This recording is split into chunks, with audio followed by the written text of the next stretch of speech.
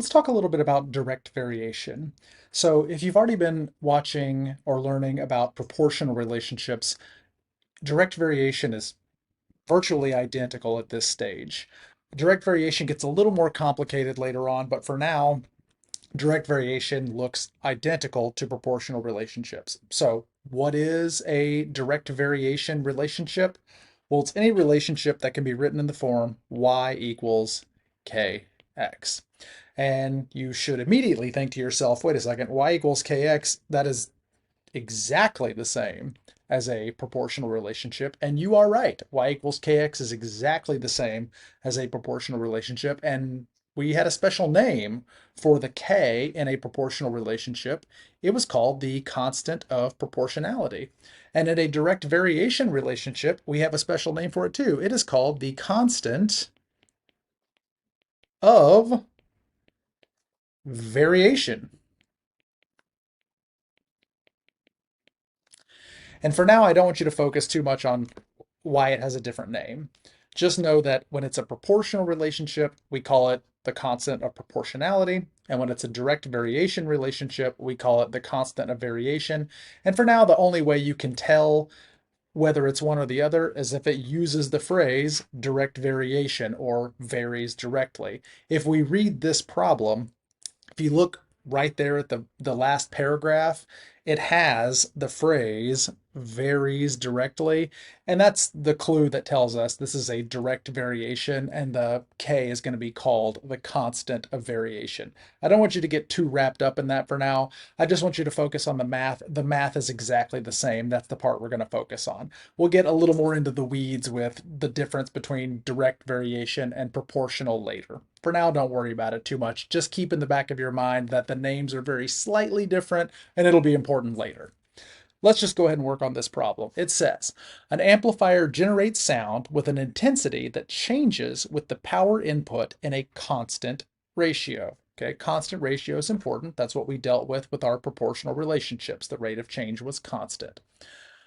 The table shows the relationship between the input signal power in watts and the resulting sound intensity in watts per square meter. It's an unusual measurement to use. It's an unusual unit, watts per square meter, but it doesn't matter. It's just the unit. We're just dealing with the numbers. We don't care about the unit.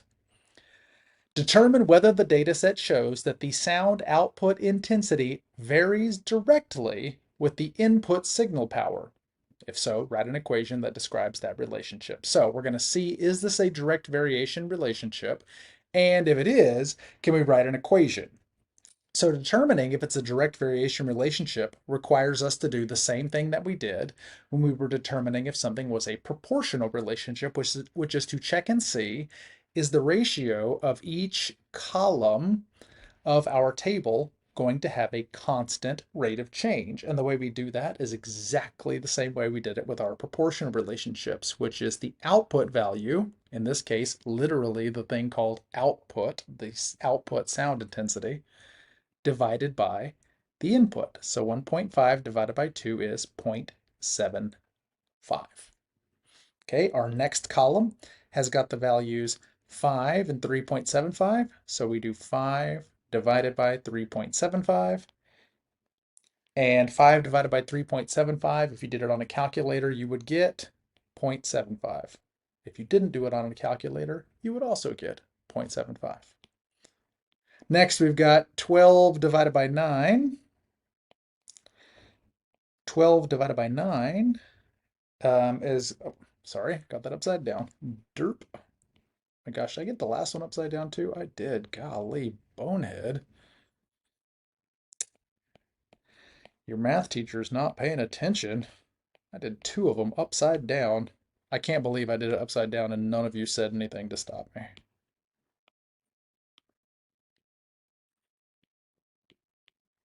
I did X over Y and nobody said anything.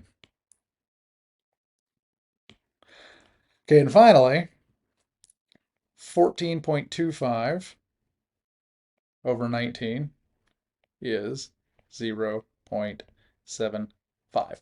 Okay, so what we have shown here is that the constant of variation, the rate of change for all of these, is a constant ratio. That means that this is a direct variation relationship.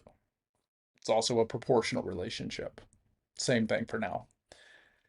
The new part is we're going to write an equation that describes this relationship. Well, the part that we have just figured out every single time is the value of k. K is this 0.75. And a direct variation equation is any relationship that can be written as y equals kx. So all we're going to do is take y equals kx, and we're going to replace, the k with 0.75. So our final answer is going to be y equals 0.75x. That is our direct variation equation, meaning if I wanted to go back and check, I should be able to take this equation and plug in each one of those values of x, 2, 5, 12, and 19. I should be able to plug in each one of those and get these corresponding y values, 1.5, 3.75, etc. I should be able to get those from this equation if I've done it correctly.